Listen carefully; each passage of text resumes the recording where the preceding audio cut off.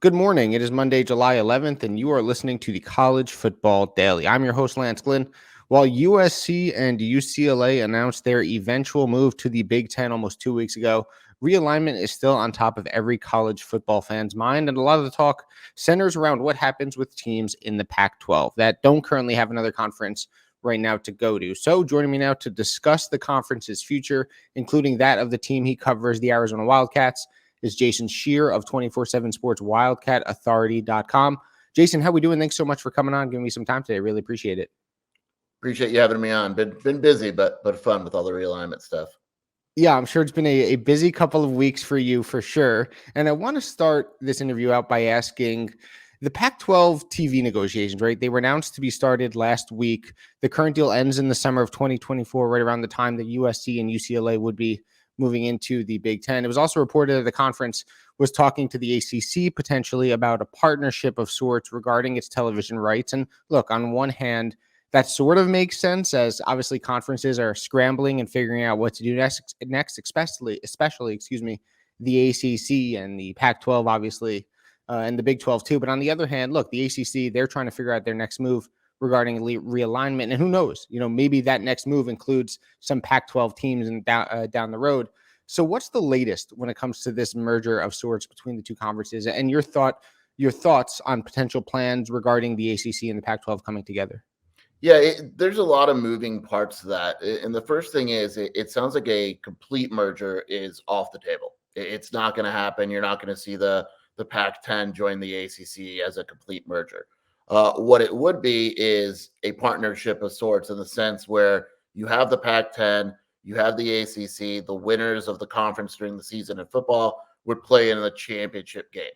For basketball, you'd have some crossover games. Football, you'd have some out of conference games like Miami versus Oregon, things like that. To me, it reads like the Pac-12 trying to kind of save itself because the biggest positive for that for the Pac-12 is they'd have ESPN coverage basically. ESPN would have to pick up the Pac-12 for that to happen. If you're the ACC, your deal's locked into 2036. You're a little bit more comfortable than the Pac-12 is right now. But from what I understand, the complete merger isn't going to happen. So it would have to be ESPN picking up the Pac-12 and saying, you know what, let's try to maximize the market by having a partnership of sorts. And the Pac-12 opening up TV negotiation rights, right? That again, I mentioned happened last week or was announced at least last week. That's got to be just like a last gasp kind of thing for the Pac-12, I'd assume, right? Because my guess is that without USC and UCLA, the TV deal that they're going to agree with, it's not going to be what it was when they agreed to the last one. It's not, no way. It can't be. Yeah, it's not even going to be close. The numbers show that they're losing pretty much 40% of their value by those two schools leaving. It's twofold. It's number one, you think the Pac-12 has something up its sleeve, so it opened up negotiations right away. Or number two, the teams that want to leave and are now looking to leave said, show me the numbers ASAP. And if you could show me the numbers that make it worth staying, I'll stay. And if those numbers don't come, we're out of here. I lean towards that. I think it's pretty much a favor to the Pac-12 saying, look, we'll give you 30 days. You show us the numbers. Maybe we'll even give you longer to see if ESPN doesn't come to the table, to see who else comes to the table. But we need to know what these numbers look like ASAP.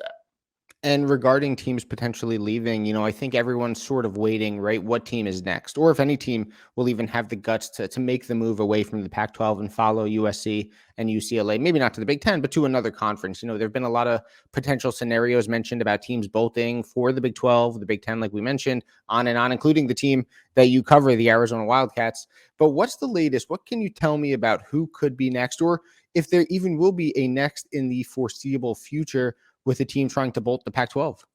Yeah, I think it's going to slow down a little bit because I think that schools are going to wait to get those numbers. But the four most likely schools to bolt right now are Arizona, ASU, Colorado, and Utah. I think it would be Washington and Oregon if they had a place to go. Like if the Big Ten invited those schools, they'd be out of here tomorrow.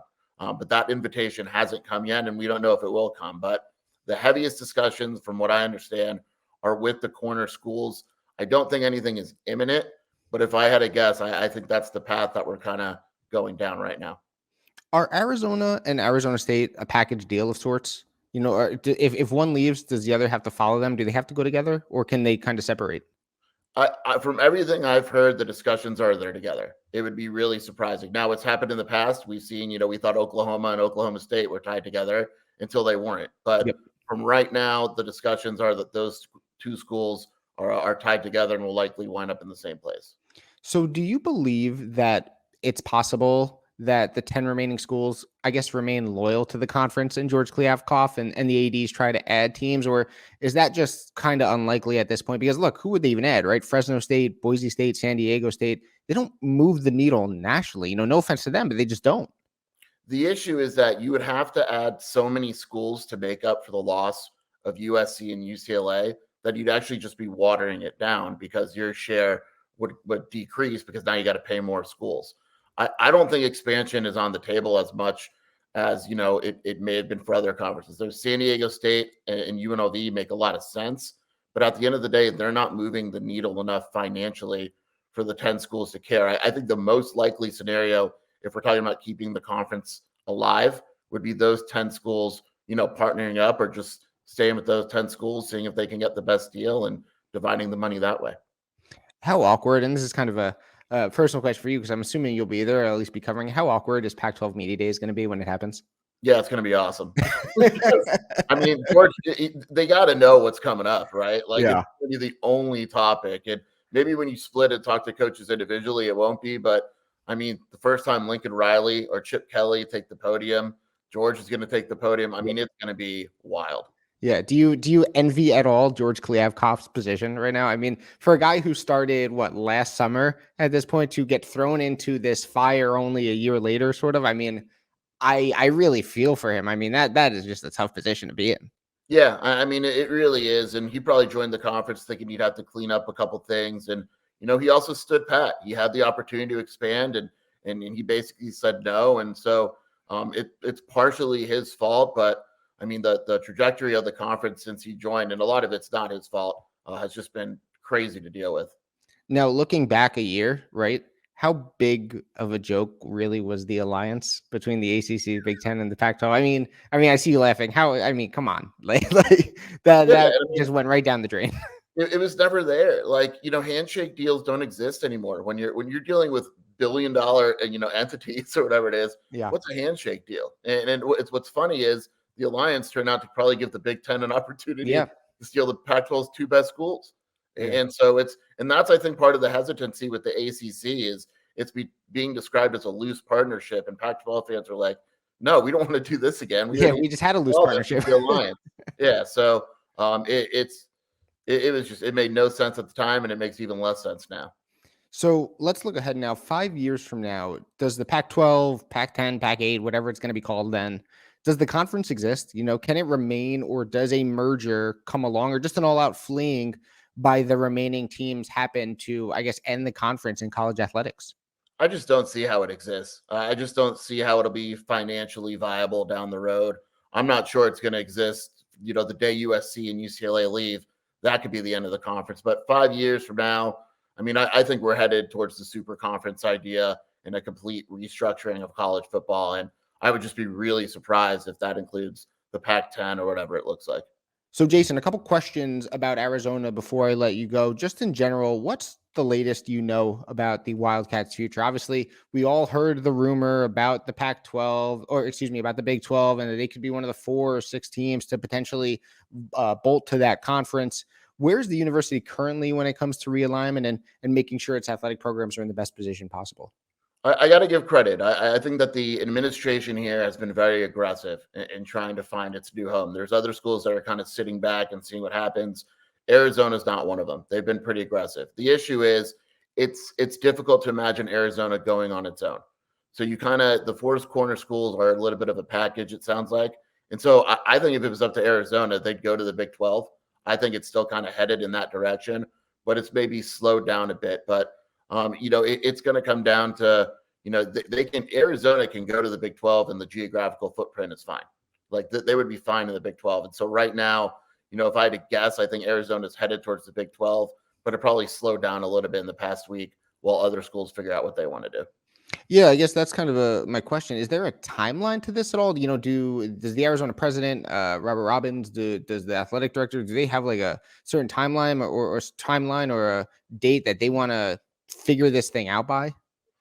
I could see things picking. It's difficult to say. I would say by the end of this football season, we're going to know, because then you're a year left.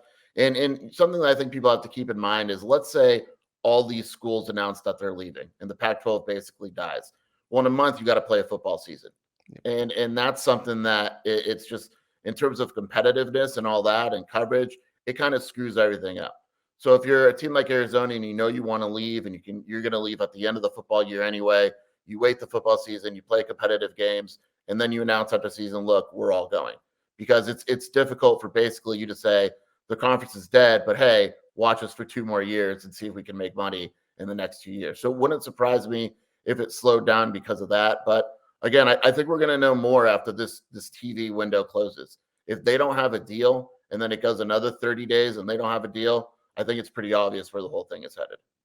And regarding Arizona, look, Arizona is one of those schools like a Kentucky, Kansas, North Carolina, Duke that obviously has Power Five football, but is a basketball school. Unfortunately for the basketball programs in all these various schools, college football is what's driving ultimately this realignment. Has Arizona basketball have they made a statement? Have you heard from the head coach? Have you heard from any players about everything that's going on and what their thoughts are on this? Arizona's been really quiet. Like, for in terms of, the AD only released one statement, and it was basically like, we're going to look out for our athletes and all that. But the individual coaches and them, they haven't released any statements. I think Big 12 basketball is intriguing, because all of a Yeah. sudden, the conference, the Pac-12, you're not going to have USC or UCLA. Arizona's rival is gone. But you go in the Big 12, and all of a sudden it's Arizona, Baylor, Arizona, Kansas, and all of a sudden you have the best basketball conference in America. And I think that's intriguing to the basketball program. So, Jason, last one from me. Look, University President Robert Robbins and Athletic Director Dave Heckey. Look, if they got their way, if Arizona ended up getting their way, and what they want to happens, is Arizona out of the Pac-12 in 3 to 5 years? And if so, what conference do you think they end up joining? You might just answered the question already, but what conference do you think they end up joining? And again, if they get their way, are they out in 3 to 5 years at least? Yeah, I think if everything is financially makes sense, Arizona's in the Big 12 within the next 5 years. I just think that there's connections there. There's more. The Pac-10, they don't see it as viable. Robert Robbins is a Texas guy, Southern guy, and I think that's kind of where this whole thing is headed. It could happen quicker if the other schools get on board. I could see it, but I would be really surprised if they're not in the Big 12 within the next 5 years. Jason Scheer of WildcatAuthority.com, 24/7 Sports Arizona site. He's been all over Pac-12 realignment. You can follow him on Twitter at Jason Scheer. Thanks so much for coming on and joining me, man. Really appreciate it. Thanks for having me. Thank you. Make sure to give the College Football Daily a 5-star rating and a review on Apple Podcast. For Jason Scheer, I am Lance Glynn. Have a good Monday, and thanks for listening to the College Football Daily.